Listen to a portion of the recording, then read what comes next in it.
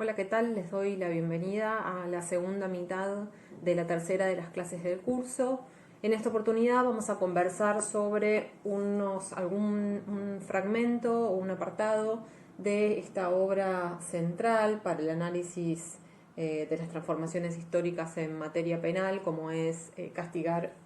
y Asistir, publicado originalmente en el año 1985, cuyo autor es David Garland. A David Garland seguramente lo deben haber escuchado nombrar y probablemente hayan leído algunos de sus textos, seguramente haya sido La cultura del control, un texto que publicó 20 años más tarde que Castigar y Asistir. Castigar y Asistir está teniendo mayor circulación últimamente en los países de habla hispana porque fue recientemente traducido. David Garland es un autor de origen británico y es profesor de sociología y derecho en la Universidad de Nueva York, y van a notar que tiene una fuerte impronta en todos sus trabajos, tiene una fuerte impronta Foucaultiana que se ve en sus desarrollos, pero que de alguna forma se adelanta en el propio título de la obra. Castigar y Asistir nos mantiene alguna vinculación o produce algún reenvío a el título de Vigilar y Castigar de Michel Foucault. Este texto entonces de 1985 es su tesis doctoral y aquí él busca describir la gran transformación que supuso el cambio de discursos y prácticas penales desde fines del siglo XIX y comienzos del siglo XX en Inglaterra. Y esa gran vinculación, lo que él nos describe como una gran transformación,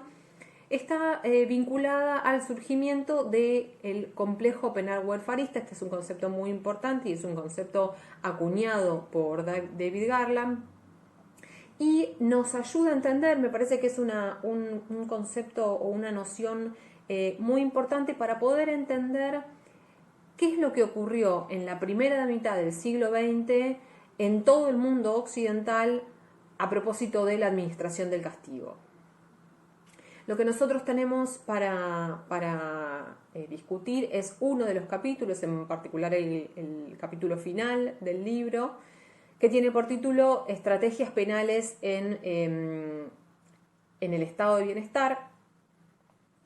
Y es un capítulo que se inicia con un contexto histórico muy particular, que es la Europa, o mejor dicho, para ser más específica, la Gran Bretaña de la primera posguerra mundial. Y ese contexto o ese momento histórico se caracterizaba por la implementación o el comienzo en la implementación de políticas estatales orientadas a regular los efectos más nocivos del mercado de trabajo, en particular a morigerar o atemperar las desigualdades sociales al interior de la clase trabajadora. Por supuesto que estas políticas públicas intervenían teniendo el especial cuidado de no alterar, por supuesto, los principios básicos del modo de producción capitalista. Estas medidas que podríamos llamar de seguridad e igualación tenían por objetivo readmitir a aquellas personas excluidas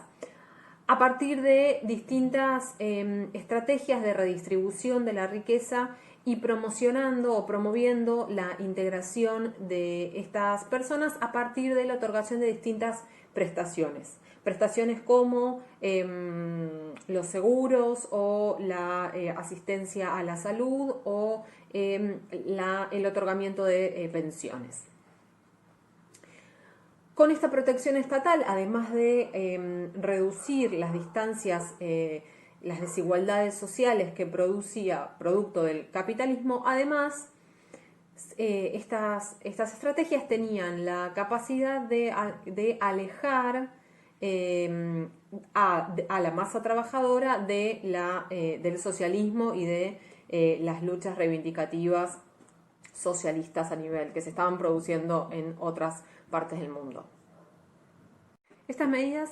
no solamente beneficiaron a los trabajadores y las trabajadoras, sino que además tuvieron la particularidad de traer efectos positivos para el sistema capitalista en su totalidad. Además de estas medidas orientadas a la clase trabajadora,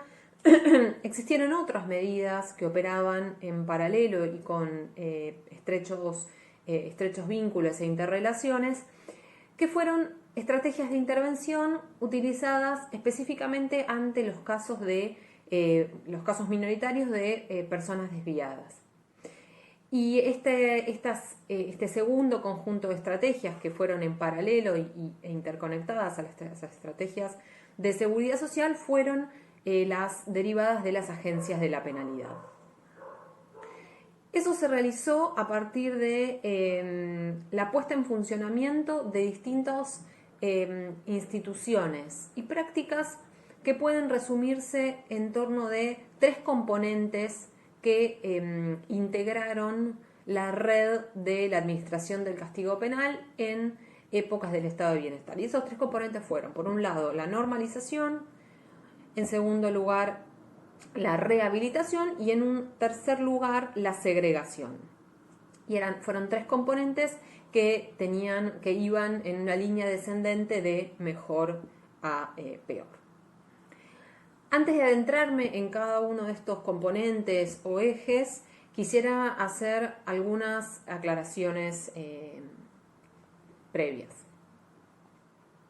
En primer lugar, las intervenciones, uno de los rasgos más salientes de las intervenciones penales de esta época es que comenzaron a realizarse sin necesidad de que existiera un delito. Es decir, que lo que las habilitaba o que lo que les permitía entrar en juego tenía que ver más con un modo de vida, un tipo de carácter, una forma de comportamiento de las personas que expresaran el incumplimiento de las obligaciones sociales. Y ese incumplimiento podía ser intencional o podía derivarse de una incapacidad personal para cumplir con esas obligaciones o normas sociales. De forma directamente vinculada con esta primer característica de la época que tenemos que tener en consideración para después poder comprender más a fondo la red o el entramado de el complejo penal welfarista, se encuentra la entrada en escena o mejor dicho, lo que ingresa es, además de la ley penal, entra en escena la presencia de la norma, que a diferencia de la ley, no requiere para intervenir o no requiere para activar la intervención ni la culpa, ni la responsabilidad, ni la correcta clasificación de una conducta delictiva. La norma, a diferencia de la ley, entonces descansa en las decisiones expertas, decisiones que son tomadas por los médicos, los psiquiatras, los psicólogos, los trabajadores sociales, los educadores, etcétera, que indican la normalidad o la patología de estos distintos modos de vida de las personas. Entonces, el nuevo sistema penal de esta época británica de auge de estado de bienestar se orienta por las leyes, pero también por las normas, y por eso empieza a cumplir un rol muy importante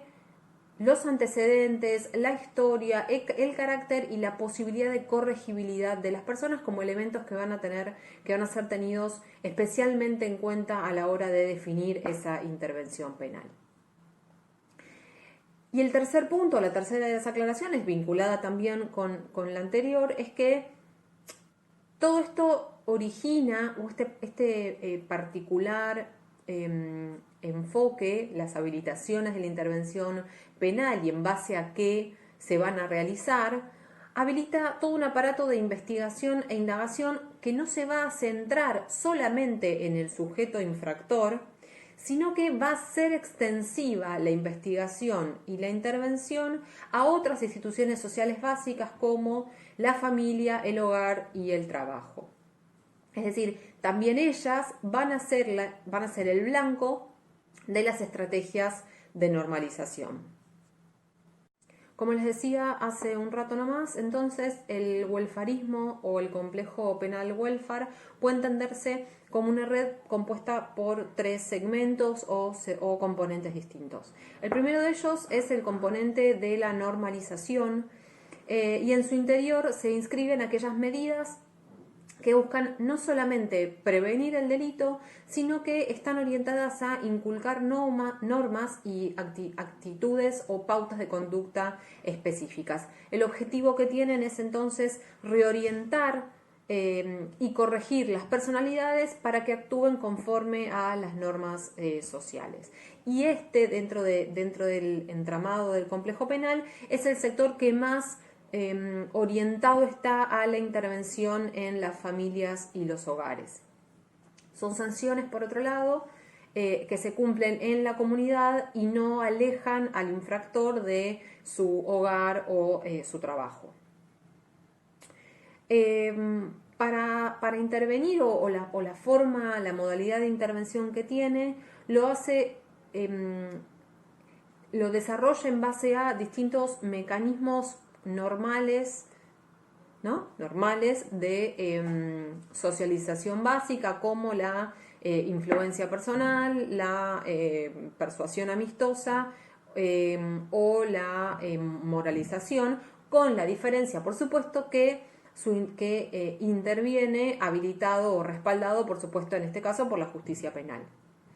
Las instituciones más comunes que pueden entenderse o que conforman este primer sector de la normalización son las instituciones de suspensión de juicio a prueba, la supervisión de las libertades condicionales y todas las actividades y operadores vinculados con la asistencia postpenitenciaria. El segundo de los componentes o segmentos es el de la rehabilitación, que es el segundo o el siguiente en una gradiente en la lista de componentes del entramado penal welfarista. Y entra en escena cuando las estrategias normalizadoras, es decir, las estrategias del primer componente, fracasan. Suelen funcionar a partir de instituciones, en algunos casos de naturaleza privada, como los escuelas reformadoras para ebrios o para personas con problemas vinculados con su salud mental. Y cada una de estas instituciones alojaba a infractores con características específicas, es decir, no es que convivían en una misma institución de forma indistinta, sino que había instituciones para cada uno de estos tipos o grupos de personas que había que reformar o rehabilitar, para ser más precisa. Que se definían, esos distintos tipos de personas a rehabilitar, se definían en función de su edad, de su perfil y fundamentalmente del nivel de corregibilidad que el cuerpo de técnicos que intervenían en estas instituciones diagnosticaban. Estas instituciones estaban, por supuesto, obligadas a brindar un régimen de capacitación y rehabilitación, por supuesto, de naturaleza correccional. En tercer lugar, entonces, tenemos la corrección, tenemos la tenemos la normalización, tenemos la rehabilitación y en tercer lugar lo que sigue en esta escala descendente o de mejor a peor en materia de intervención penal, lo que sigue es el componente de la segregación, que por supuesto es el que más se aleja del ámbito de la vida social normal, y está integrado por distintas instituciones, todas, en este caso, a diferencia del componente de la rehabilitación, todas de origen estatal, y en este tercer grupo, por supuesto, se inscriben las prisiones y otros espacios de detención. La particularidad es que la prisión muy tempranamente, nos va a decir Garland, comenzó a funcionar de forma segregativa e incapacitadora, es decir, desde los primeros años de su puesta en funcionamiento, asumió el fin o la función de ser un depósito de personas en pos de la protección del grupo social, en pos de la protección de la sociedad libre a partir de la incapacitación de los delincuentes. Y la particularidad, entonces, nos va a decir el autor, es que nunca se presentó, durante la primera mitad del siglo XX,